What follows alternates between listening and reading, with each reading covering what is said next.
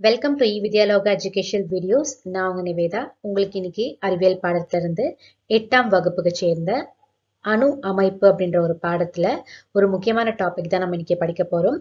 என்ன டாபிக் அப்படின்னு கேட்டீங்கன்னா, வேதி சேர்மங்களுக்கு பெயரிடும் முறை எப்படி அப்படின்றது விஷயமும், அதே மாதிரி வேதி சமன்பாடுனா என்ன அப்படின்ற ஒரு விஷயமும் தான் நம்ம இன்னைக்கு படிக்க போறோம். வேதி சேர்மங்களுக்கு பெயரிடும் முறை அப்படின்னு சொல்லும்பொழுது, இங்க வேதி சேர்மங்கள்னா என்ன அப்படின்றத நீங்க தெரிஞ்சுக்கணும். ஒரு வேதி சேர்மம் எப்ப நம்மளுக்கு ஏற்படும்? ஒரு வேதி சேர்மமானது எப்ப ஏற்படும் அப்படின்னு பாத்தீங்கன்னா, 2க்கும் மேற்பட்ட தனிமங்கள் ஒன்றிணையும் பொழுதுதான் நம்மளுக்கு ஒரு வேதி சேர்மம் அப்படின்றது நம்மளுக்கு உருவாகும் இல்லையா? அப்ப கிடைக்கக்கூடிய சேர்மமானது ஒரு வேதி வினையில் ஏற்படுறதுனால அது வந்து வேதி சேர்மங்கள் அப்படின்றது நம்மளுக்கு தெரிய வருது. இப்ப இந்த வேதி சேர்மனுடைய வாய்ப்பாடு எப்படி நம்ம எழுதணும் அப்படின்றத நம்ம அடுத்தபடியா படிக்க போற விஷயம். ஒன்றிற்கும் மேற்பட்ட தனிமங்கள் அப்படின்னு சொல்லும் பொழுது அது உலோகமாக இருக்கலாம், அலோகமாக இருக்கலாம், இல்ல இரண்டுமே அலோகமாக இருக்கலாம், இல்ல இரண்டுமே வந்து உலோகமாக கூட இருக்கலாம். எப்படி வேணாலும் இருக்கலாம். அந்த 2 தனிமங்களும் ஒன்று சேர்ந்தாதான் நம்மளுக்கு ஒரு வேதி வினையானது வந்து ஏற்படுகின்றது. அந்த வேதி வினையில ஒரு புதிய சேர்மமானது நம்மளுக்கு கிடைக்கின்றது. அப்போ கிடைக்கும் பொழுது நம்மளுக்கு அதனுடைய பண்புகள் என்ன அப்படின்றத வந்து நம்மளுக்கு தெரிய வருது. இப்படி கிடைக்கக்கூடிய ஒரு வேதி சேர்மத்துடைய பெயரை எப்படி நம்ம எழுதணும் அப்படின்ற விஷயங்கள் தான் அதுக்கான முறைகள் இருக்கு. எப்படி எழுதணும் அப்படின்ற ஒரு முறைகள் இருக்கு. அந்த முறையை தான் நம்ம இப்ப அடுத்தபடியா படிக்க போறோம்.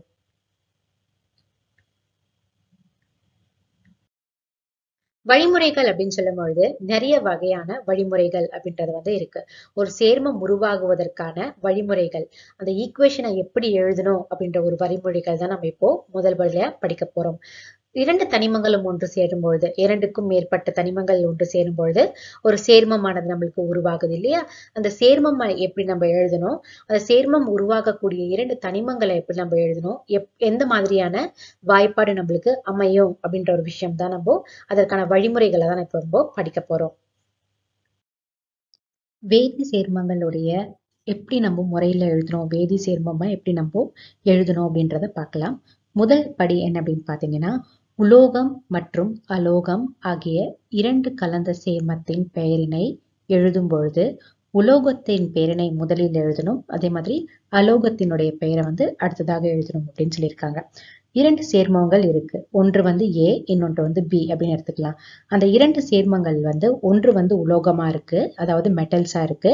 இன்னொன்று பாத்தீங்கன்னா அலோகம் இருக்கு, நான் மெட்டல்ஸ் இருக்கு. இத எப்படி நம்ம அரேஞ்ச் பண்ணணும் அப்படின்னு பாத்தீங்கன்னா, வேதி சேர்மங்கள் எழுதும் பொழுது முதல்ல என்ன பண்ணணும் அப்படின்னு பாத்தீங்கன்னா, உலோகத்தினுடைய பெயர் எழுதணும், உலோகமான திண்மம் எழுதணும். அடுத்தது பாத்தீங்கன்னா அலோகமான திண்மத்தை முதல்ல எழுதணும்.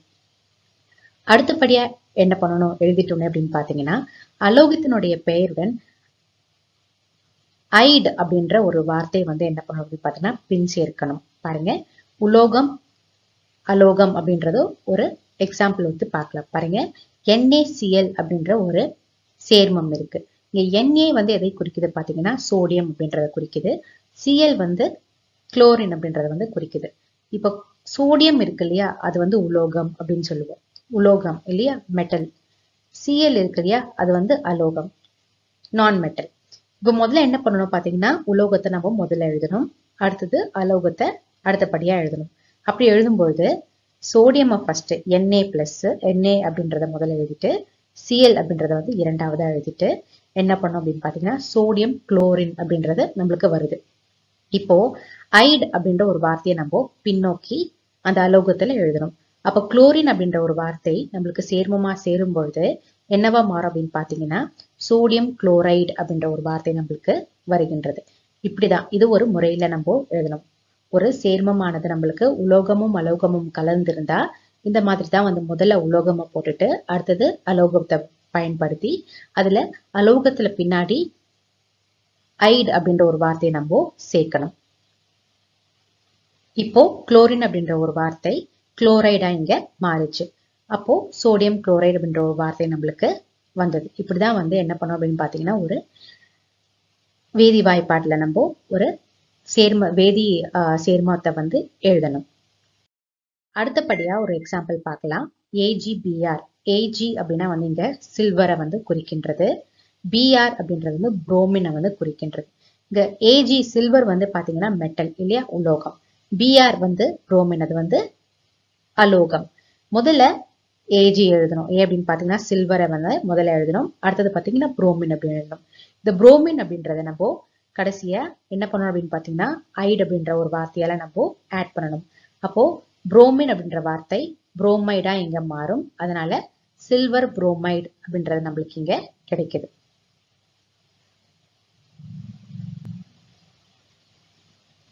ஐடு அப்படின்ற ஒரு வார்த்தையை நம்ம இணைக்கும் பொழுது புரோமைடு அப்படின்ற ஒரு வார்த்தை, சில்வரும் புரோமினும் கலந்தால் சில்வர் புரோமைடு அப்படின்றது நம்மளுக்கு ஒரு சேர்மமானது நம்மளுக்கு கிடைக்கும். அடுத்தபடியான ஒரு வேதியியல் சேர்மம் எப்படி இருக்குன்றத பார்க்கலாம். முதல்ல நம்ம என்ன பார்த்தோம், உலோகம் ஒண்ணு இருக்கு, அலோகம் ஒண்ணு இருக்கு. இந்த இரண்டுமே இணைஞ்சதுன்னா நம்மளுக்கு ஒரு சேர்மம் உருவாகும். அந்த பேர் எப்படி எழுதணும் அப்படின்றத நம்ம பார்த்தோம். இப்போ இதுல என்ன பாத்தீங்கன்னா ஒரு தனிமம் இருக்கு, இன்னொரு தனிமம் இருக்கு. இந்த இரண்டு தனிமங்களும் சேர்ந்தாதான் நம்மளுக்கு ஒரு சேர்மமானது உருவாகுது இல்லையா. இந்த இரண்டு தனிமங்களுக்கு கூட ஒரு ஆக்சிஜன் அப்படின்ற ஒரு தனிமம் வந்து இணைக்கும் பொழுது நம்மளுக்கு எப்படி அந்த சேர்மத்துடைய பெயரை எழுதணும் அப்படின்னு கேட்டீங்கன்னா, ஒரு உலோகம் ஏ வந்து தனிமம் ஏ வந்து உலோகமா இருக்கலாம், தனிமம் பி வந்து அலோகமா இருக்கலாம். இந்த உலோகம் அலோகம் கூட ஆக்சிஜனை இணைக்கும் பொழுது அந்த சேர்மத்தை நம்ம எப்படி வந்து எழுதணும் அப்படின்னு கேட்டீங்கன்னா, அது ஆக்சிஜனுடைய அளவை வந்து பொறுத்து இருக்கு. அந்த ஆக்சிஜன் அதிக அளவுல நம்ம சேர்க்கும் பொழுது அதை வந்து அந்த சேர்மத்தினுடைய கடைசியோட பெயர்ல 8 அப்படின்ற ஒரு வார்த்தையை நம்ம இணைக்கணும். ஒருவேளை கம்மியா இருந்துச்சு அப்படின்னா அதை நம்ம எப்படி எழுதணும் அப்படின்னு பாத்தீங்கன்னா, ஆக்சிஜன் கம்மியா இருந்துச்சு அப்படின்னா அதை வந்து 8 அப்படின்ற ஒரு வார்த்தையால நம்ம வந்து இணைக்கணும். ஒரு உதாரணம் பார்க்கலாம் பாருங்க. தனிமம் ஏ தனிமம் பி கூட ஒரு ஆக்சிஜன் வந்து இணைக்கப்படுங்க. பாத்தீங்கன்னா சோடியம் சல்பேட் அப்படின்ற ஒரு சேர்மம் இங்க உருவாகுது. அது நம்மளுக்கு எப்படி உருவாகுது பாத்தீங்கன்னா, சோடியமும் அதே மாதிரி சல்பரும் வந்து இணையும் பொழுது அது கூட நம்ம ஆக்சிஜனை நம்ம என்ன பண்றோம் அப்படின்னு பாத்தீங்கன்னா சேர்க்கிறோம். இங்க பாருங்க 4 மடங்கான ஆக்சிஜனை நம்ம இங்க சேர்க்கிறோம். 4 அப்படின்னு சொல்லும் பொழுது அளவுல அதிகம் இல்லையா.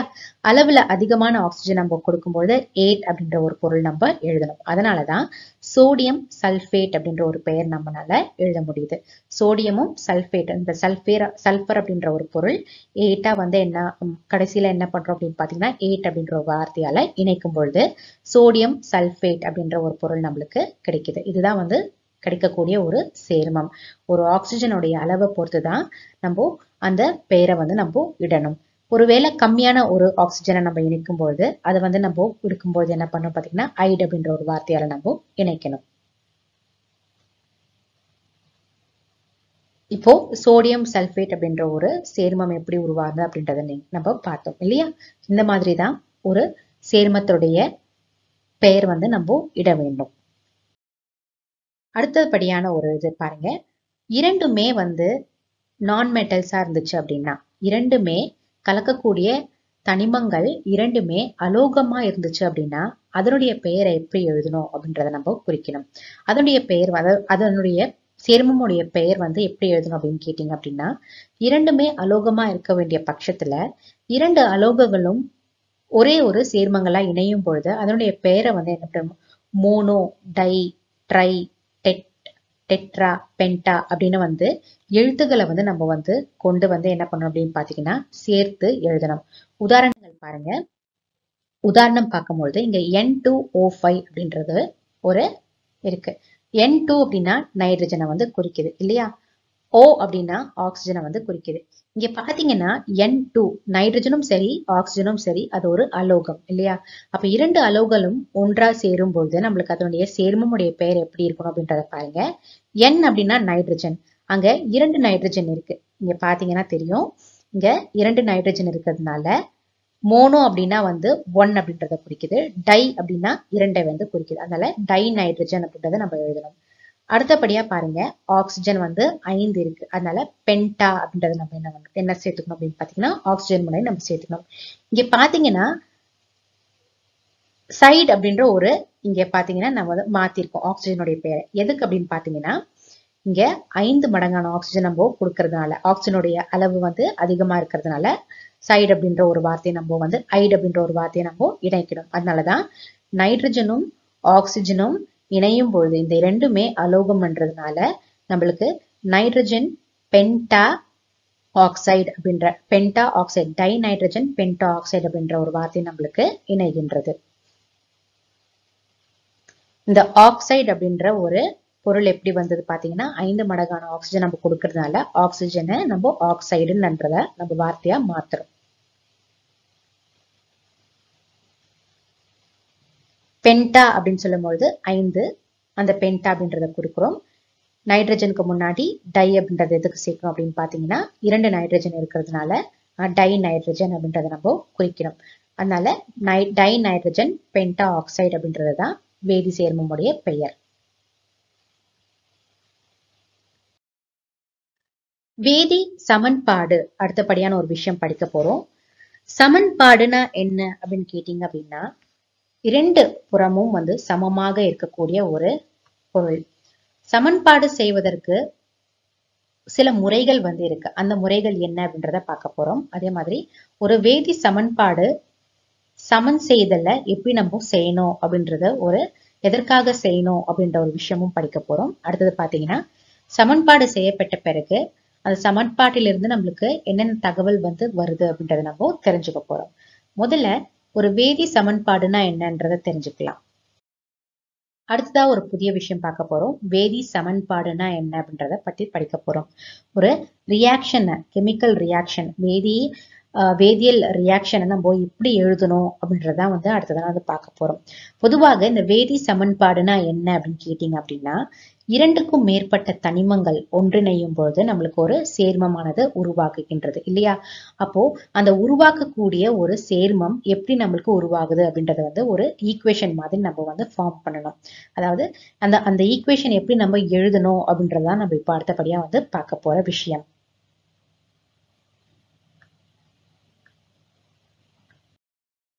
வேதி சமன்பாட்டை எழுதக்கூடிய முறைகள் என்னென்ன அப்படின்றத பார்க்கலாம்.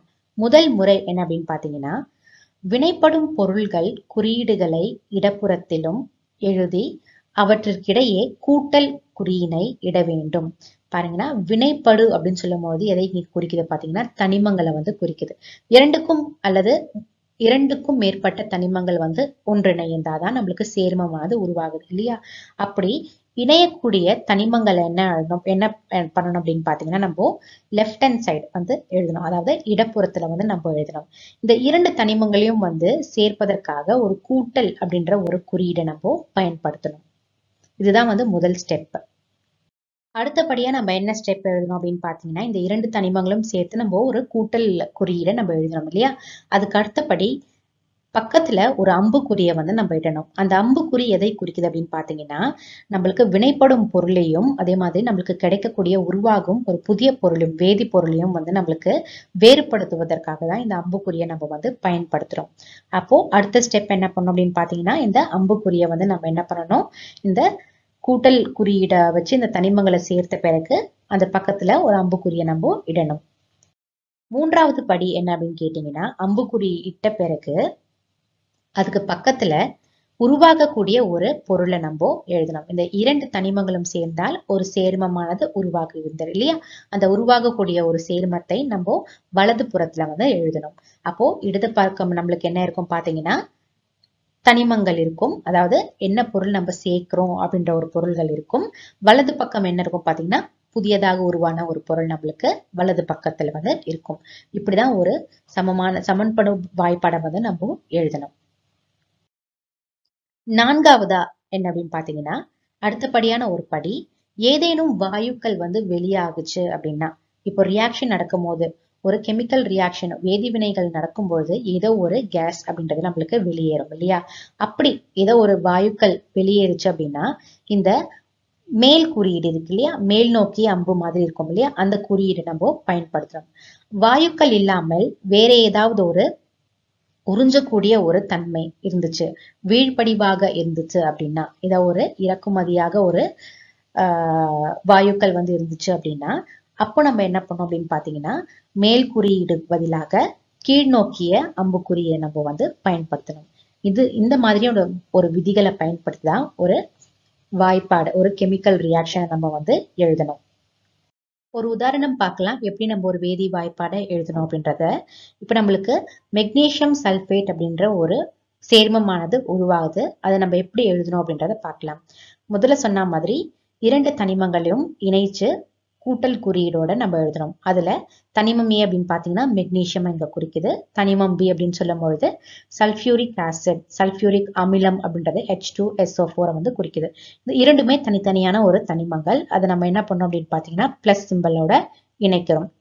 நம்மளுக்கு உருவான சேர்மம் அப்படின்னு பாத்தீங்கன்னா மெக்னீசியம் சல்பேட் அப்படின்ற ஒரு சேர்மமானது உருவாகின்றது.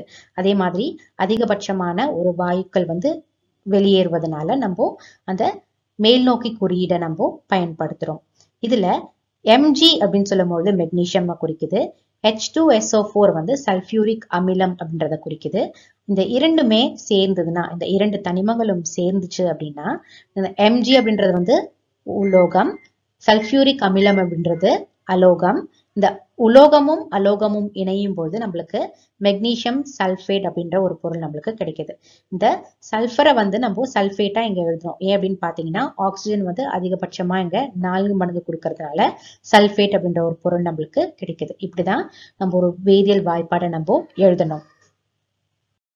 அடுத்ததா பாருங்க, நம்ம எழுதப்பட்ட ஒரு வேதியியல் வாய்ப்பாடானது சமமான நிலையில இருக்குமா அப்படின்னு கேட்டீங்க அப்படின்னா கண்டிப்பா வந்து சமமான நிலையில வந்து இருக்காது. அதை நம்ம வந்து சமப்படுத்தணும். நம்ம டால்டன் விதிப்படி ஒரு முறையை வந்து நம்ம படிச்சோம் இல்லையா? என்ன முறை அப்படின்னு பாத்தீங்கன்னா, நம்ம சேர்க்கப்பட்ட தனிமங்களும் சரி கிடைத்த சேர்மமும் சரி ஒரே அளவிலான நிறையில இருக்கணும் அப்படின்றத நம்ம படிச்சோம் இல்லையா? அதே மாதிரிதான் எழுதப்பட்ட ஒரு வாய்ப்பாடை வந்து நம்ம சமப்படுத்தணும். அதை சமப்படுத்தக்கூடிய முறைகள் எப்படி அப்படின்றதான் வந்து அடுத்தபடியா பார்க்க போறோம். வேதி சமன்பாட்டை சமன் செய்தல் அப்படின்ற ஒரு விஷயம் வந்து பேலன்சிங் கெமிக்கல் ஈக்குவேஷன் அப்படின்னு சொல்லுவாங்க. பொதுவாக இந்த பொருண்மை அழியா விதி பத்தி நீங்க படிச்சிருப்பீங்க இல்லையா? பொருண்மை அழியா விதி வந்து என்ன சொல்றாரு? டால்டன் அப்படின்றவர் வந்து சொல்லியிருக்காரு. என்ன அப்படின்னு பாத்தீங்கன்னா, ஒரு வேதிவினை நிகழும் பொழுது உருவாகும் வினைவிலை பொருள்களின் மொத்த நிறையானது வினைப்படு பொருள்களின் மொத்த நிறைக்கு சமம் அப்படின்றத வந்து குறிப்பிட்டிருக்காரு.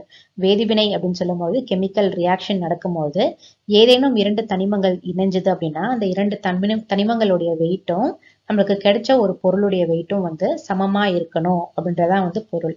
அப்போ கெமிக்கல் ஈக்குவேஷன் நம்ம எழுதும் போது, வேதி சமன்பாட்டை நம்ம எழுதும் பொழுது அந்த ஈக்குவேஷன் நம்ம வந்து சமப்படுத்தணும் இல்லையா? அப்பதான் ஒரு முழுமையான ஒரு ஈக்குவேஷன் நம்மளுக்கு சமன்பாடு அப்படின்றது நம்மளுக்கு கிடைக்கும். அதை எப்படி பண்ணணும் அப்படின்றதான் வந்து அடுத்ததான் நம்ம பார்க்க போறோம். உதாரணம் பாருங்க, இங்க அமோனியா உருவாதல் எப்படி அப்படின்றத பார்க்கலாம். அமோனியா அப்படின்னு சொல்லும் பொழுது NH3 அப்படின்றது உங்களுக்கு தெரியும் இல்லையா? அமோனியா வந்து நைட்ரேட்டும் வந்து சேர்ந்துச்சு அப்படின்னா இப்ப வந்து 28 கிராம் நைட்ரஜனை நான் வந்து இங்க கொடுக்க போறேன். 6 கிராம் ஹைட்ரஜனை வந்து நான் இப்ப தர போறேன். இந்த இரண்டுமே இணைந்தாதான் நம்மளுக்கு அமோனியா அப்படின்ற ஒரு ப்ராசஸ் நம்மளுக்கு கிடைக்கும். ஒரு சேர்மம் அப்படின்றது வந்து கிடைக்கும். இங்க பாத்தீங்க அப்படின்னா இங்க இரண்டுமே வந்து 28 கிராமும் 6 கிராமும் இணைஞ்சிச்சு அப்படின்னா நம்மளுக்கு 34 கிராம் வந்து நம்மளுக்கு நிறையானது வந்து இருக்கு. அதே 34 கிராம் தான் நம்மளுக்கு வந்து கிடைக்கக்கூடிய அமோனியா கூட இருக்கணும். அப்படி இருந்துச்சுன்னா மாத்திரமே தான் அது வந்து சமமான ஒரு நிறை அப்படின்றத நம்ம குறிக்குது. அதனால ஈக்குவேஷன் நம்ம எழுதும் பொழுது, சமன்பாட்டை நம்ம எழுதும் பொழுது ஒரு சமமான ஒரு சமன்பாட்டை நம்ம வந்து எழுதணும். வேதி சமன்பாட்டை செய்வதற்கு நிறைய முறைகள் வந்து இருக்கு. ஒரு சமன்பாட்டை நம்ம குறிக்கணும் அப்படின்னா அதற்கான முறைகள் வந்து இருக்கு. என்னென்ன முறை அப்படின்றத பார்க்கலாம். முதல்ல பாத்தீங்கன்னா முயன்று தவறுதல் முறை, நேரடி முறை அப்படின்ற ஒரு முறை இருக்கு. இரண்டாவது பின்ன முறை அப்படின்றது இருக்கு. மூன்றாவது ஒற்றை இரட்டை எண்கள் முறை அப்படின்னு 3 வகையான முறைகள் வந்து இருக்கு. அதுல இப்ப நம்ம எப்படி ஒரு வேதி சமன்பாட்டை வந்து சமப்படுத்தணும் அப்படின்ற ஒரு படிகளை நம்ம அடுத்தபடியா பார்க்க போறோம். முதல் படி என்ன அப்படின்னு கேட்டீங்க அப்படின்னா, ஒரு சமன்பாடு படுத்தும் பொழுது சமன் செய்யப்படாத சமன்பாட்டினை நம்ம என்ன பண்ணணும் அப்படின்னு பாத்தீங்கன்னா முதல்ல எழுதணும். இருபுறமும் ஒரு தனிமம் எத்தனை இருக்கு, அதே மாதிரி நம்மளுக்கு கிடைச்சக்கூடிய ஒரு பொருள்ல எத்தனை இருக்கு அப்படின்றத நம்ம வந்து சரிப்படுத்தி எழுதணும். பாத்தீங்கன்னா இங்க ஹைட்ரஜன் ஆக்சிஜன் இணைந்ததுன்னா நம்மளுக்கு நீரானது இங்க உருவாகுது இல்லையா? ஹைட்ரஜன் அப்படின்னு சொல்லும் பொழுது H2 இங்க குறிக்குது. ஆக்சிஜன் சொல்லும் பொழுது O2 வந்து நம்ம சொல்லுவோம். நீர் அப்படின்னுடைய ஃபார்முலா, மாலிகுலர் ஃபார்முலா அப்படின்னு சொல்லும் பொழுது H2O அப்படின்றது நம்ம தெரியும். இதுல பாத்தீங்க அப்படின்னா எத்தனை ஹைட்ரஜன் இருக்கு, எத்தனை ஆக்சிஜன் இருக்கு இரண்டு பக்கமும் அப்படின்றத நம்ம வந்து எண்ணணும். அதுதான் வந்து முதல் படி. நம்ம ஒரு ஈக்குவேஷனை எழுதிட்ட உடனே எத்தனை ஹைட்ரஜன் இருக்கு எத்தனை ஆக்சிஜன் இருக்கு அப்படின்றத வந்து முதல்ல வந்து நம்ம கண்டுபிடிக்கணும். இங்க பாத்தீங்க அப்படின்னா ஹைட்ரஜன் வந்து இரண்டு பக்கமும் ஒரு முறை வந்திருக்கு, ஆக்சிஜன் அப்படின்னு சொல்லும்போது இரண்டு பக்கமும் ஒரு முறை வந்திருக்கு. அப்போ எத்தனை வாட்டி வந்து ஒரு தனிமமானது வந்து இடம் பெற்றிருக்கு அப்படின்றத வந்து நம்ம தெரிஞ்சுக்கிட்டோம் இல்லையா? அடுத்த ஸ்டெப் என்ன அப்படின்றத பார்க்கலாம். மூன்றாவது படி, ஒருவேளை நம்ம எழுதியிருக்கக்கூடிய ஈக்குவேஷன் ஒரே மாதிரியான உலோகத்தை இரண்டு உலோகங்களும் அலோகங்களும் கொண்டிருந்துச்சு அப்படின்னா அதை நம்ம எப்படி சமப்படுத்தணும் அப்படின்றது பொழுது உதாரணத்துக்கு பாருங்க. இப்ப நமக்கு கிடைச்ச ஈக்குவேஷன் பாத்தீங்கன்னா என்ன பாத்தீங்கன்னா H2O2 H2O. HO ஹைட்ரஜனும் ஆக்சிஜனும் வந்து ஒரு அலோகம் இல்லையா? இப்ப இரண்டுமே அலோகமா இருக்கு. அப்ப நம்ம எதை நம்ம ஃபர்ஸ்ட் சமப்படுத்தணும் அப்படின்னு கேட்டீங்க அப்படின்னா, எந்த ஒரு அலோகத்துக்கோ இல்ல எந்த ஒரு உலோகத்துக்கோ அதிகபட்சமான அணுநிறை இருக்கின்றதோ, அதாவது அட்டாமிக் நம்பர் அப்படின்னு சொல்லுவாங்க இல்லையா, அந்த அணுநிறை வந்து எது வந்து உயர்வாக இருக்கின்றதோ அதுதான் வந்து நம்ம வந்து முதல்ல என்ன பண்ணணும் அப்படின்னு பாத்தீங்கன்னா சமப்படுத்தணும். இங்க ஹைட்ரஜன் ஆக்சிஜன் இருக்கு. இங்க நம்மளுக்கு எது வந்து அதிகமான ஒரு அணுநிறை கொண்டது அப்படின்னு கேட்டீங்கன்னா, ஹைட்ரஜனுடைய அணுநிறை பாத்தீங்கன்னா 1 இல்லையா? அட்டாமிக் நம்பர் 1 அப்படின்னு சொல்லுவோம். ஆக்சிஜன் சொல்லும் பொழுது அதனுடைய அட்டாமிக் நம்பர் 8. அப்போ ஹைட்ரஜனுக்கு அதிகமா ஆக்சிஜனுக்கு அதிகமா? கண்டிப்பா ஆக்சிஜனுக்கு தான் அதிகம் இல்லையா? அப்ப முதல்ல நம்ம சமப்படுத்த வேண்டிய ஒரு தனிமம் என்ன அப்படின்னு கேட்டீங்கன்னா ஆக்சிஜன் தான். ஆக்சிஜனை தான் என்ன பண்ணும் அப்படின்னு பாத்தீங்கன்னா இங்க முதல்ல சமப்படுத்தணும். எப்படி சமப்படுத்தணும் அப்படின்னு சொல்லும்போது அதிக நிறைய வந்து கொண்டுள்ளத முதல்ல வந்து சமப்படுத்தணும். எப்படி சமப்படுத்தணும் அப்படின்றத வந்து பார்க்கலாம். நான்காவதான படி என்ன பாத்தீங்கன்னா எப்படி நம்ம சமப்படுத்தணும் அப்படின்ற விஷயம். வரும் ஆக்சிஜனை இப்ப நம்ம சமப்படுத்தணும். இப்போ ரைட் ஹேண்ட் சைடு உங்களுக்கு வலது பக்கம் வந்து 2 ஆக்சிஜனும் அதே மாதிரி இடது பக்கம் பாத்தீங்கன்னா உங்களுக்கு ஒரே ஒரு ஆக்சிஜன் தான் இருக்கு. இப்ப இங்கேயும் 2 அங்கேயும் 2 வந்து வரணும். அதனால இங்க H2O2 இருக்கு இல்லையா, அங்க வரக்கூடிய ஒரு சேர்மம் வந்து உங்களுக்கு 2 ஆக்சிஜன் வந்து பெற்றிருக்கிறதுனால உங்களுக்கு வந்து H2O2 அப்படின்றது அப்படியே இருக்கும். H2Oக்கு முன்னாடி நீங்க என்ன பண்ணணும் அப்படின்னு பாத்தீங்கன்னா 2 வந்து நீங்க குறிக்கணும். அப்படி 2 நீங்க குறிக்கும் பொழுது இங்க உங்களுக்கு என்னவா மாறுது பாத்தீங்கன்னா ஆக்சிஜன் வந்து 2 உங்களுக்கு மாறிடுச்சு. அப்போ வலது பக்கமும் சரி இடது பக்கமும் சரி உங்களுக்கு 2 ஆக்சிஜன் இருக்கு அப்படின்றத இங்க தெரிய வருது இல்லையா? இப்போ ஆக்சிஜனை நம்ம என்ன பண்றோம் பாத்தீங்கன்னா சமப்படுத்திட்டோம். அடுத்ததா ஹைட்ரஜனை வந்து சமப்படுத்தணும். ஐந்தாவதா லாஸ்டா இருக்கக்கூடிய தனிமங்களை வந்து எப்படி நம்ம மூலக்கூறு வாய்ப்பாட்டை வந்து மாத்தி சமப்படுத்தணும் அப்படின்றத பார்க்கலாம். ஹைட்ரஜனுடைய எண்ணிக்கை அப்படின்னு சொல்லும் பொழுது உங்களுடைய வலது பக்கம் பாத்தீங்கன்னா 2 இருக்கு. அதே மாதிரி இடது பக்கம் பாத்தீங்கன்னா 4 இருக்கு. பாருங்க எப்படி இருக்கு அப்படின்ட்டு பாருங்க. இந்த இரண்டும் சேர்ந்ததுன்னா 4 அப்படின்றத அர்த்தம் இல்லையா? அதனால ஹைட்ரஜன் வந்து 4 இருக்கு. அப்போ உங்களுடைய வலது பக்கம் வந்து 4 இருக்கு, இடது பக்கம் வந்து 2 மாத்திரமே தான் இருக்கு. அப்போ இடது பக்கத்தை ஹைட்ரஜனை சமப்படுத்துவதற்காக இங்க என்ன பண்ணும் அப்படின்னு பாத்தீங்கன்னா 2 நீங்க வந்து குறிப்பிடணும். அப்ப 2 நீங்க குறிப்பிட்டீங்க அப்படின்னா 2 2 4 வந்து உங்களுக்கு சமம் ஆயிடுச்சு இல்லையா? அப்போ அந்த பேலன்ஸ் பண்ண ஒரு வாய்ப்பாடு எப்படி இருக்கும் அப்படின்னு பாத்தீங்கன்னா 2H2 plus O2 உங்களுக்கு என்ன கிடைக்குது பாத்தீங்கன்னா 2H2O அப்படின்ற ஒரு நிறையுடன் உங்களுக்கு கிடைக்குது. இப்ப நீங்க எண்ணி பாத்தீங்க அப்படின்னா 4 ஹைட்ரஜனும் இருக்கும். அதே மாதிரி இந்த பக்கமும் 4 ஹைட்ரஜன் இருக்கு. இங்க பாத்தீங்கன்னா 2 ஆக்சிஜன் இருக்கும். அதே மாதிரி உங்களுடைய வலது பக்கமும் 2 ஆக்சிஜன் வந்து இருக்கு. இப்போ சமமான ஒரு நிறையில வந்து இருக்கு. இப்படிதான் ஒரு வாய்ப்பாடை வந்து சமப்படுத்தணும்.